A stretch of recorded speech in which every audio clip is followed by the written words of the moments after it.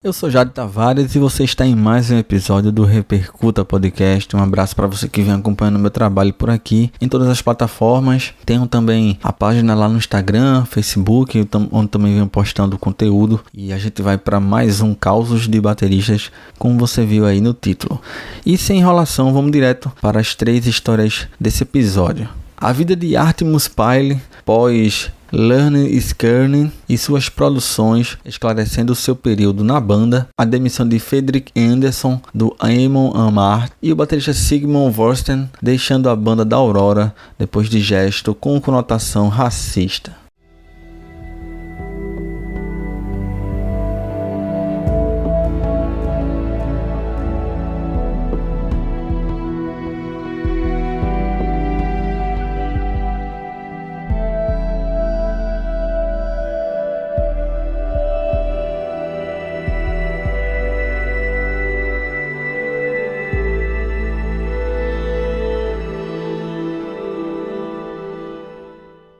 Repercuta.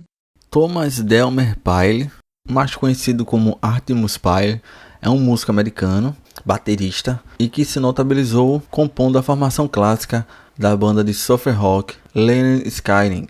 Inclusive, ele também foi introduzido, ele foi premiado com o Rock and Roll Hall of Fame em 2006. Dentre as várias formações que a banda teve, o Artemus é considerado integrante da formação clássica. Ele tocou bateria na banda entre 74 e 77 e retornou ao grupo de 91 a 2006, exatamente esse ano, ao qual ele recebeu a premiação do Hall of Fame. O Artemus inclusive substituiu Bob Burns, que foi o primeiro baterista da formação da banda entre 64 e 70. Inclusive o Bob é um personagem interessante para se fazer um episódio específico sobre ele, porque ele deixou o grupo por conta do ritmo exaustivo que a banda levava à época. Mas voltando para o Artemus, ele está aqui por conta de uma entrevista dada ao site ultimateclassic.rock.com em agosto de 2020. Encontrei também a tradução literal dessa entrevista no site machiavelli.com. Nessa entrevista, o Artemus explica por que ele não fez parte da turnê de despedida do Lynyrd Skynyrd. A entrevista é muito interessante porque demonstra um pouco dos bastidores da banda, que sofreu, entre tantas coisas, mudanças de formação, houve um grande acidente aéreo em que vitimou grande parte da banda, e ele fala um pouco sobre esse período e o porquê dele não ter participado dessa turnê de despedida, que é muito ligado à história da banda. Eu vou abrir aspas aqui para uns trechos dessa entrevista. Para começar, em 77, 3 integrantes da banda faleceram num acidente aéreo, e na verdade foi o terceiro acidente ao qual o Artemus esteve presente. Ele é um sobrevivente desse acidente de 77, e um dos motivos para ele não ter sido convidado para essa turnê de despedida foi a produção do filme Street Survivors, que foi lançado e que conta a história desse acidente e que teve o Artemus como um dos produtores. Já começa abrindo aspas aqui para ele. Sou baterista da banda de rock que também dirige escavadeiras e pilota aviões. Eu também sou piloto, então eu não tinha ideia do que seria fazer um filme. É um processo incrível. Portanto, é um grande alívio ter terminado, porque foi uma batalha árdua. Tínhamos um orçamento muito pequeno, e quando eu digo pequeno, acho que cerca de $1,5 milhão para fazer o filme. É um filme sobre algo que realmente aconteceu, então não é apenas uma montagem. Eu sinto que os fãs do Lynyrd Skynyrd há muito tempo querem saber o que aconteceu naquele dia fatídico, e senti que eles mereciam conhecer essa história, mesmo que ela seja trágica. Já assisti ao filme 11 vezes e choro todas as vezes. Eu ainda tenho todas as emoções. Estou feliz, estou triste, aliviado. Nós fomos processados por um bando de advogados sanguessugas o tempo todo em que estávamos tentando fazer o filme. A produtora é a Cleopatra Filmes, e o Artemus acusou a Judy Van Zandt, que era esposa do Ronnie Van Zandt, de ter proibido a produção e veiculação do filme. Ele continua: ela nunca lamentou a morte de Ronnie Van Zandt, ao contrário, comemorou, pois ganhou na loteria. Ronnie ia se divorciar dela, mas os papéis do divórcio nunca foram assinados. Quando Ronnie morreu, Judy se tornou instantaneamente bilionária. Eu pedi a todos que viessem para a mesa de negociação, mas eles escolheram tentar diminuir o meu papel na banda. Pode parecer que sou amargo, mas eu não sou. Eu gostaria de dar a todos eles um pedaço de minha mente por serem tão gananciosos. Inclusive no passado, Judy e eu éramos amigos, além do guitarrista Gary Rossington, mas eles escolheram me apunhalar pelas costas várias vezes. Isso realmente feriu os meus sentimentos. Eu sou um piloto, Meu pai e alguns amigos morreram em acidentes de avião. Eu já passei por 3 acidentes de avião, então eu pensei que estava qualificado para contar a história. Sofri um acidente quando era jovem e depois um outro quando estava no corpo de fuzileiros navais, numa missão de busca e resgate de um piloto abatido. Eu simplesmente senti que tinha muito conhecimento para isso e Judy mentiu para todos, dizendo que eu faria um filme horrível, desagradável e barato. Mesmo assim vencemos e agora os fãs poderão assistir uma história sobre a qual estão se perguntando provavelmente há muitos anos.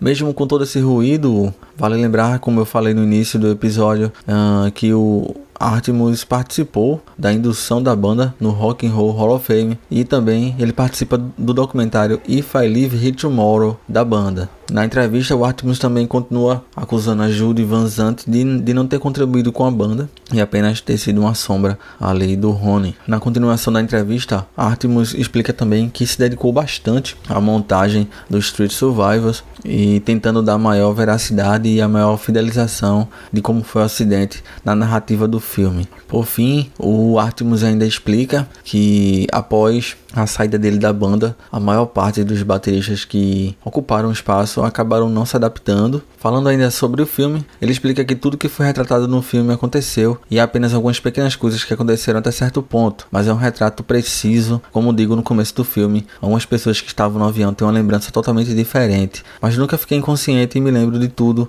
o que ocorreu. Ainda nessa entrevista, o Artemus explica por que aceitou embarcar no avião mesmo sabendo que ele tinha problemas. Segundo ele, os pilotos tinham sido orientados a continuar utilizando aquele avião. Ele confiou nos pilotos, né? Inclusive por questão de gasolina, inclusive, que houve um problema relacionado a isso. Até te indico o canal do Lito Aviões e Música. Vou deixar aqui na descrição do episódio o link para o canal dele e para esse vídeo específico, onde ele explica muito melhor. Ele é um cara que tem autoridade no assunto e explica muito bem como foi o acidente, se você quiser aprofundar nesse fato. No fim da entrevista ele diz: a música salvou a minha vida. E no final do filme eu digo que adorei ser o baterista do Lynyrd Skynyrd. Eu fui jogado na lama, fui acusado falsamente. Judy e o gerente Vector roubaram milhões de dólares que poderiam estar na minha conta. Eles pagaram 15 bateristas diferentes que não conseguem tocar as minhas partes. Tenho todos os motivos para estar amargo e chateado, mas vou te dizer uma coisa. Tenho 8 filhos e netos incríveis. Todos eles são músicos. Com este filme fizemos o melhor que podíamos com os recursos que tínhamos, nas condições possíveis. Não precisava ser assim, mas foi assim mesmo. Estou orgulhoso da Cleópatra Filmes, dos advogados que nos defenderam, dos atores e atrizes que nos retrataram e colocaram seus corações e almas nisso. Estou muito satisfeito pelo que fizemos. O Lynyrd Skynyrd anunciou a sua turnê de despedida, que foi realizada a partir de 2018. Além do Artemus, passaram pela banda na bateria o baterista Owen Hale, o Jeff McAllister, o próprio Bobby Burns e o baterista Michael Cartellone. Ele que está na banda desde 99 e foi o baterista dessa turnê de despedida do Lynyrd Skynyrd.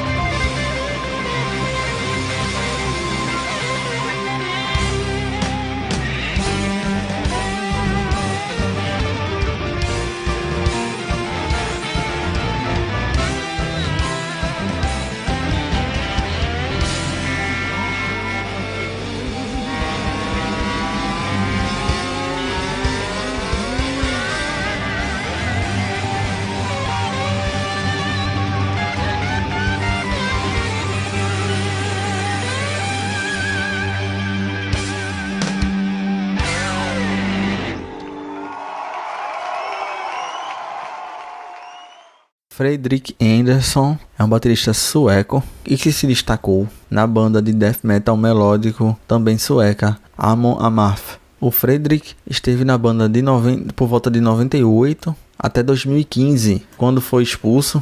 Inclusive é por esse motivo que ele está aqui nesse episódio do Repercuta. Em 2019 ele deu entrevista explicando como tudo aconteceu e a sua relação com o restante da banda. Isso porque em março de 2015 o grupo resolveu retirar o Fredrik e colocou no seu lugar o Tobias Gustafsson, esse que é conhecido pelas bandas Vomitory e a Cut Up. Mas aí houve outra mudança também, porque durante as sessões de gravação foi contratado o baterista Joke Algren para ser músico na turnê. Em 2016, o Joke foi colocado de vez como integrante oficial da banda. Mas aí, numa entrevista para o portal Wall of Sound, lá da Austrália, o Fredrik Andersson acusou o vocalista da banda, Johan Hegg, de espalhar algumas fake news sobre ele em entrevistas e acabou criticando os seus ex-companheiros de banda por questões contratuais, enquanto, segundo ele, foi forçado a sair do grupo. Abrindo aspas para o Fredrik, ele diz: o Johan disse à Rock Magazine da Suécia no ano passado, essa entrevista é de 2019, né, no caso, algumas mentiras sobre mim e também basicamente disse que eu deveria estar agradecido por estar sendo pago tanto quanto os outros membros quando eu fazia parte da banda. Mesmo que esse fosse nosso acordo, todos deveriam receber partes iguais, mas quando eu fui demitido, eles desistiram do acordo e disseram que eu não deveria ter a minha parte igual e que deveria ser grato pelo que eles me deram ao longo dos anos, como se o dinheiro que recebi não fosse pelo trabalho que eu fiz, também insinuando que meu trabalho não valia nada, que é outro comentário ofensivo sobre mim. O meu rancor vem disso, não de não estar mais na banda. Ele continua, ele disse: ser expulso da banda foi a melhor coisa que aconteceu comigo, mesmo que eu não pensasse assim. Como membro, foram anos de lutas, anos em que eu senti que nunca fui tratado como um membro igualitário. E quando eu falava nisso, eles só me ridicularizavam e diziam que eu estava sendo bobo. A ironia é que agora ficou provado que eles não me consideravam um membro igual. É daí que vem o meu rancor. Já na entrevista de 2016 para o site brasileiro Wiki Metal, o guitarrista da banda, o Olav Mikkonen, ele trouxe outro dado sobre uma outra versão sobre a saída do Fredrik. Eu realmente não quero entrar em detalhes sobre o Fredrik, mas basicamente nos separamos. É como uma espécie de casamento que não funciona e você se divorcia. E foi isso que aconteceu com a nossa banda. E aparentemente o Fredrik Andersson também foi tirado por algumas questões não profissionais. Isso porque o baixista da banda também descreveu que tocar com Jock Algren era uma coisa mais profissional. Ele até disse que era muito mais fácil tocar se você tem um baterista que é assim, profissional. Então a gente não sabe dos bastidores, mas aparentemente na versão da banda o Fredrik faltou com obrigações profissionais. Muitas vezes acaba nem sendo coisa da música, né? Tem muitas outras coisas que envolvem e que estão ao redor de uma banda que está nativa, que está fazendo turnê. Mas a versão do Fredrik foi essa por questões financeiras e por isso ele está aqui. Na época a saída dele, houve um certo impacto, a saída dele para a cena específica, né, para a galera que consome e que acompanha o death metal, e é por conta disso também que o Fredrik está nesses causos de bateristas aqui no Repercuta. Mas vamos para a terceira história. Essa é um pouco mais recente com relação à data que esse episódio está sendo gravado e veiculado, em 2023.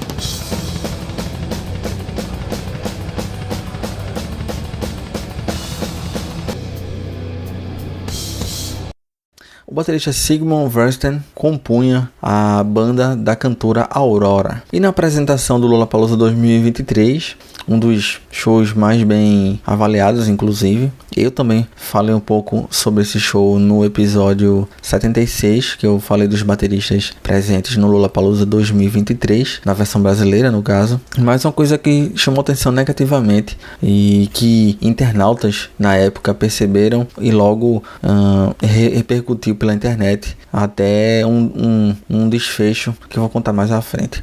O Sigmund fez aquele sinalzinho que às vezes a gente conhece por joinha, né? Aquele joinha, mas que no caso do Sigmund ele tem uma ficha pregressa que demonstra de fato que era um símbolo que é associado ao nazismo. Depois do show da Aurora no festival, no Lollapalooza, no finalzinho da apresentação, o Sigmund fez esse gesto. essa união dos dedos polegar e indicador formando um círculo e os 3 outros dedos livres remetem diretamente à suástica e ao número 777, que é relacionado ao supremacismo branco. Dados inclusive de matérias que encontrei explicam que o 777 é um símbolo utilizado por grupos supremacistas ligados ao movimento na África do Sul, não é diretamente na Europa. O físico Victor Mori, inclusive, até levantou a hipótese de que talvez esse número sozinho ele não dissesse muita coisa, mas juntando o histórico do Sigmund fica mais difícil não pensar assim. Esse símbolo meio que remonta, inclusive, a um P e um W, o W com os 3 dedos e o power com essa união do indicador e polegar, formando um P, no caso power white, poder branco. E aí eu falo um pouco da vida pregressa do Sigmund e a série de coincidências. Isso porque há desenhos que ele postou, desenhos que inclusive, segundo ele, é coisa de infância, é desenho feito há muito tempo, e que ele fez questão de postar, que tinham explicitamente rabiscos, desenhos com suásticas e com o número 777. O próprio perfil do Sigmund no Instagram é o nome dele e também o 777. E ele também tem uma tatuagem com essa mesma numeração. Quando eu fui fazer a pesquisa para cá, com toda a responsabilidade que me é praxe, não tem como. É muita coincidência, sabe? E não tem como não ser. A Aurora acabou até meio que passando um pano, defendendo um pouco o baterista, explicando que ele não seria defensor dessas opiniões, dessa visão. E eu vou até abrir aspas aqui para o próprio Sigmund, do que ele anota dele. Ele disse: parece estranho e bizarro ter que publicar um texto como este, mas hoje eu recebi muitas mensagens de ódio e sérias acusações de que eu seja nazista. Isso é triste e perturbador. Eu não sei se vocês entendem quanto sérias e malucas essas acusações são. Primeiro de tudo, é claro que eu não sou nazista, meus valores são de amor e compreensão, e eu toco música para espalhar esses valores. Minhas prioridades são e sempre serão tratar as pessoas em minha volta com respeito e felicidade. Em um show recente da Aurora, no Brasil, eu fiz esse sinal, que na cultura popular quer dizer perfeito, que é aquele gestinho também que eu falei aqui no início da história, aquele ok, né, com aquele joinha com os dedos. E aí ele continua dizendo: não tinha conhecimento de que sinal de ok significasse outra coisa, algo negativo, e peço sinceras desculpas se fui mal interpretado e se acharam ofensivo. Ele completou falando sobre o 777. O mesmo pode ser dito sobre o número 777, que é o nome de uma gravadora da Noruega a qual sou associado. Aqui 777 quer dizer algo positivo, como sorte, e não sabia que aparentemente tinha um significado negativo em alguns países. Ele continua falando sobre os desenhos. Eu sempre desenhei um monte de coisas na época da escola, um monte de coisas idiotas, como as crianças costumam fazer. Esse desenho especial foi feito durante uma aula de história e não significa nada. Foi apenas uma brincadeira feita por um jovem com um senso de humor dark. Eu sei que não é algo para brincar, e eu notei agora que esse desenho obviamente não deveria ter sido publicado no Instagram, porque pode ser mal interpretado. Eu era jovem e estúpido e não pensei direito. Mas a repercussão foi tão grande que pouco mais de um mês depois da apresentação no Lollapalooza Brasil, a cantora norueguesa Aurora afirmou nas redes sociais que trocou o baterista em shows que ela faria no México. Não sei se o Sigmund saiu da banda de vez, duvido muito, mas acredito até que possa deixar a poeira baixar e depois continua compondo a banda. Mas é isso. Foi algo que impactou no momento, e confesso pra vocês que até em algum momento eu disse: porra, tem tanto tema que eu possa levantar, né, que eu possa botar pra cima que não repercuta. Mas eu digo: porra, se eu deixar passar também assuntos assim, a gente tem que estar em cima, tem que ter uma patrulha o tempo inteiro. A gente viu o que aconteceu, o que vem acontecendo ainda, de grupos supremacistas que vem tendo um levante, uma ascensão, alguns inclusive conquistando alguns governos ao redor do mundo, né? Enfim, governos que podem não ser declaradamente, até porque eu não conheço nenhum supremacista que diz que é mesmo, mas que tem traços, que carregam traços disso em suas agendas, né, de governo, e isso, é claro, incide em cima de todo mundo, inclusive dos artistas também. É isso, o Sigmund foi substituído, infelizmente. Isso impactou tanto quanto a performance dele no Lollapalooza e o show da Aurora, que acabou ficando marcado por esse fato também.